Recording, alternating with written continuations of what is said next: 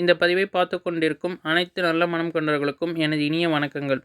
இன்றைக்கி நம்ம என்ன பார்க்க போகிறோன்னா ஜிகே ஆஃப் தமிழ்நாடு, அதாவது நம்மளுடைய ஸ்டேட்டுக்கான animal, flower, bird, tree and fruit. நம்ம ஸ்டேட்டுக்குன்னு சொல்லக்கூடிய விலங்கு, அதுக்கப்புறம் பூ, பறவை, மரம் மற்றும் பழம், இதை பார்க்க போகிறோங்க. ஃபஸ்ட்டு நம்ம ஸ்டேட் ட்ரீயோட நேம் என்னென்னா பாம் ட்ரீன்னு சொல்லுவோம். பாம் ட்ரீக்கு தமிழில் பனைமரம் அப்படின்னு சொல்லுவோம். அடுத்தது பாம் ட்ரீயை பல்மைரா ட்ரீ அப்படின்னு சொல்லலாங்க. ஓகே, அடுத்தது நம்ம தமிழ்நாடோட ஸ்டேட் ஃப்ளவரோட நேம் என்னென்னா குளோரிஸா லில்லி, தமிழில் கார்த்திகை மலர் அப்படின்னு சொல்லுவோம்.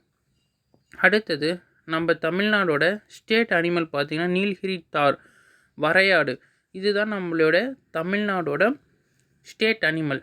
அடுத்தது நம்ம தமிழ்நாடோட ஸ்டேட் பேர்டோட நேம் என்ன, எமர்லாட் டவ், மரகதப்புறா அப்படின்னு சொல்லுவாங்க.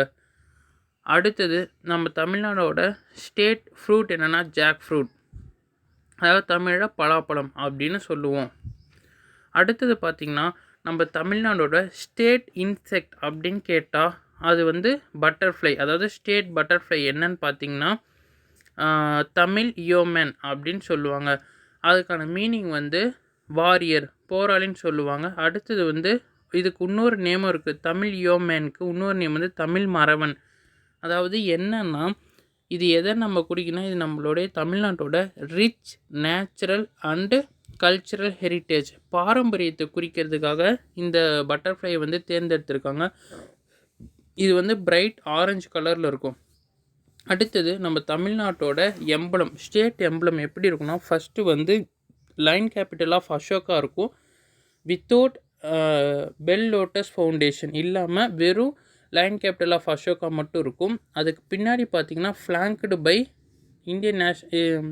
By flag, Indian flag on either side இருக்கும், ரெண்டு பக்கமும் இருக்குங்க.